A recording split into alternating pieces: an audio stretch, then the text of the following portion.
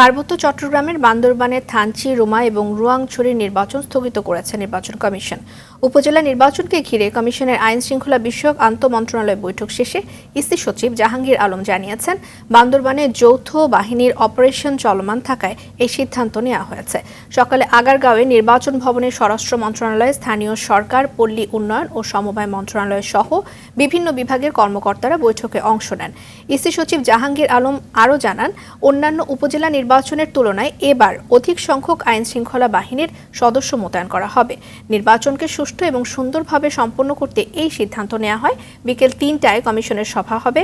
সভা শেষে চতুর্থ ধাপের তফসিল ঘোষণা হতে পারে। যথা থানচি, রুমা এবং রোয়াংছড়িতে আমাদের বাংলাদেশ সেনাবাহিনী, পুলিশ, বিজিবি, র্যাব এবং অন্যান্য বাহিনীর সমেত যৌথ অপারেশন চলমান রয়েছে। তাই এই অপারেশন চলমান থাকায় গোয়েন্দা সংস্থাসমূহের সুপারিশের ভিত্তিতে নির্বাচন কমিশন এই ৩টি উপজেলা নির্বাচন পরবর্তীতে অনুষ্ঠান করবেন মর্মে সিদ্ধান্ত গৃহীত হয়েছে।